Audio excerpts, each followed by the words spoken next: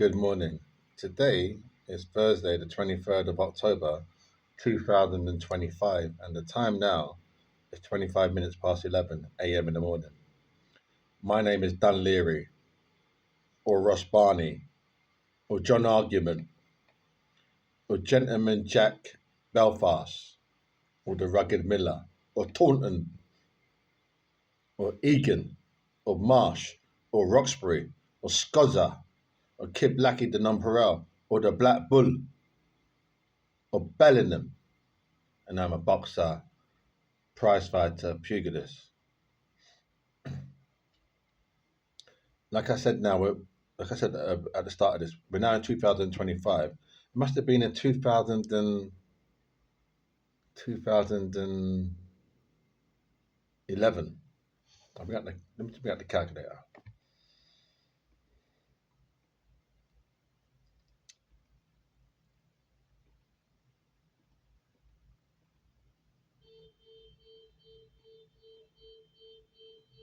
14 years ago. 14 years ago. And I was listening to these gentlemen, these Englishmen on the radio, on the radio. Because I just rather than the choice between the TV and the radio, I'm more liable these more much more prefer to listen to the radio these days. That's the natural progression of my life. I watched a lot of TV growing up. I watched a lot of television, growing up. To the radio, not don't listen to the radio the whole day. Half an hour, if that. The news, and that's it. Uh, So anyway, The two twos now means moving on with the conversation.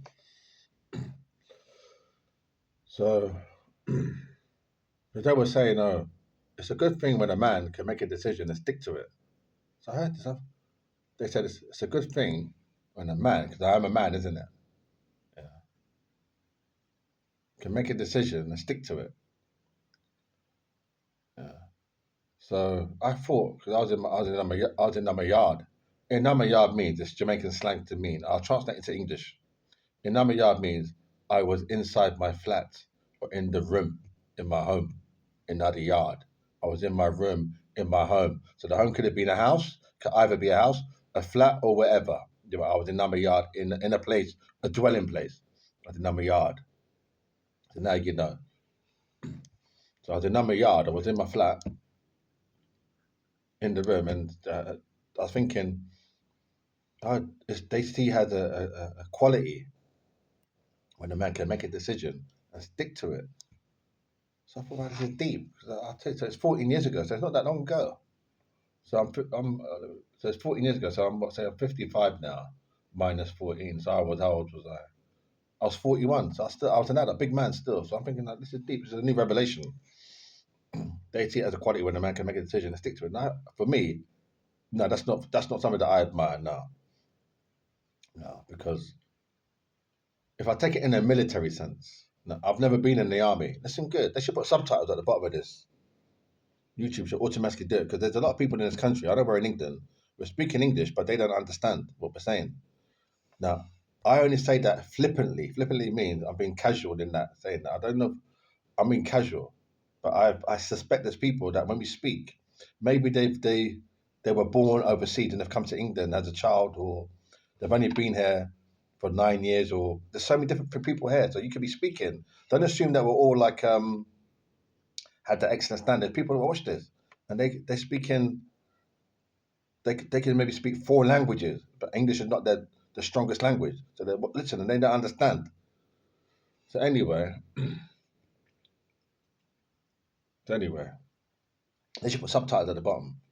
So anyway, so I'm thinking from now in a military sense, military. Now, if I am a general of a platoon or a battalion or a regiment, yeah, I'm the general, the commanding officer, not the command officer, but the general. And I say, okay, yeah,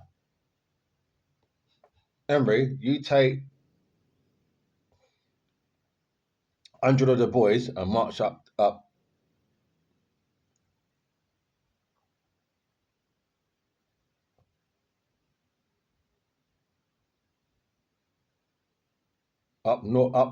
march 200 miles northwest up that way. Then he says, "Sir, we've done the reconnaissance. There's nothing up there. We've done the reconnaissance. It's come back as negative." I said, "But don't watch that. I want to be a German." I'll say, "Look, I've told you, yeah." You understand? So I made the decision now. So I'm going to stick to it. Now, however, if my right hand man, because in a general they always have assistants. So if he said to me, "Oh, General Taunton," that's my boxing name. General Dunleary, that's another fighting name. Or General Ross Barney. General Barney. I said, "What? We've known for sure there's nothing up there. North. We marched those boys up northwest on that side there. It's a waste of time, sir." I'll be like, "Wow." So I'll be like, "Well, I've made the decision." I'll be thinking I made the decision, and I made the decision. But he say no. He'll be thinking, "No, you know you made the decision." He'll be there telling them, "You made the decision about General Barney." That's my name, Barney. General Barney. You marching him up northwest is just a waste of manpower because we ain't got much resources and we ain't got much food. And if they go up there and they're up there for like 2 months, if they're up there for like 2 weeks, they're not going to be. They're going to come back weaker. Oh, I have to think. I have to tip. I'll be standing there thinking, right, it's deep now. All considerations. Fucking hell. So 100 of them go up there, northwest. 100 of them. Fucking, it's deep now. I have to reconsider. I have to reconsider. You have to. Well, my assistant to General Barney. I say my my fighting name is Ross Barney, but he's the General Barney to General Barney now. I said, right, I'm General Barney, so I have to come back on that. I said, well, we could potentially use 100 men on the north on marching them northwest. There's nothing up there. The reconnaissance. This guy here, this soldier said there's nothing up there. Then my sister said he's confirmed it, and I have to take the information they give me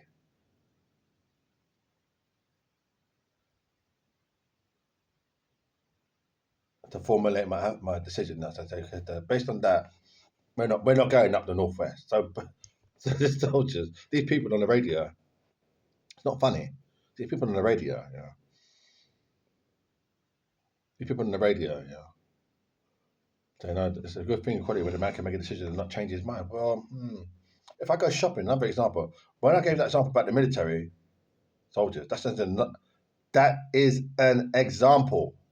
I've never been in the army. It's an example. I just imagine. I used to watch when I was growing up, with my brothers. We watched a lot of war films, so I got it from there. Got a lot of tips, not tips, but I watched a lot of war films. Yeah, quite a few. Not a lot. Say 2 or 3. That's enough. Anyway, I'm there now. Yeah. I'm there now.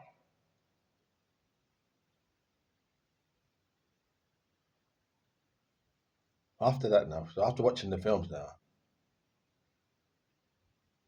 I say you go shopping. So I'm just thinking. So I sort of pause. I'm thinking. I'm thinking. I'm thinking. I'm thinking. Thinking. So I go shopping any supermarket in London or Greater London, and I can say, okay, what am I going to buy? So I might have a provisional idea. I might want um,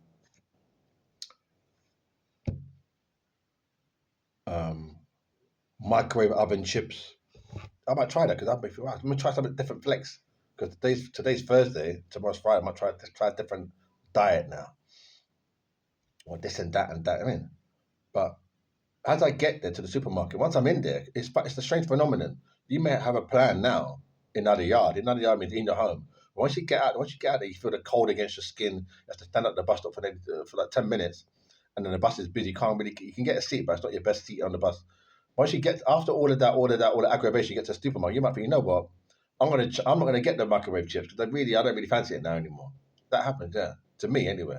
Get in there. Once I'm in there, and I see like um, the staff workers in there and the whole ambience in there. It's a different atmosphere.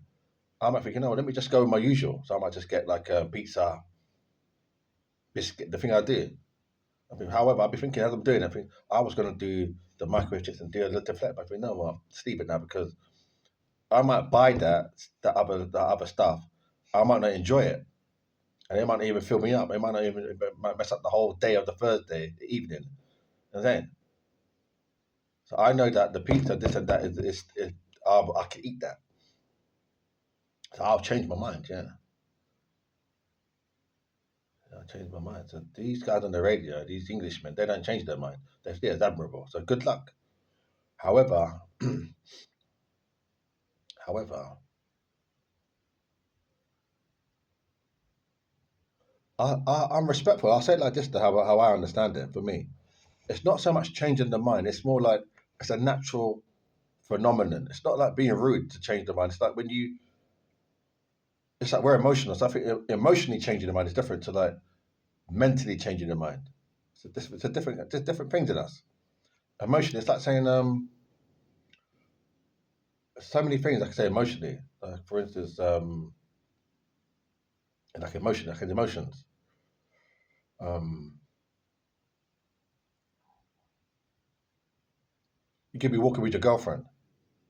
I see how the weather now. You can walk with your girlfriend down Hamworth Road, and she'll say, "Rah, where are we walking to?" Is I'm walking to the treaty centre, and you're down by Cromwell Road. You're thinking, "Rah, it's a long." You'll be thinking, even though you just suggested it. If you're it's a long, long fucking walk, in it, from Cromwell to the treaty centre. It's boring as well. Not boring because you're with your girlfriend, but if you're deep, you might say to her, "You know what? Let's get the bus."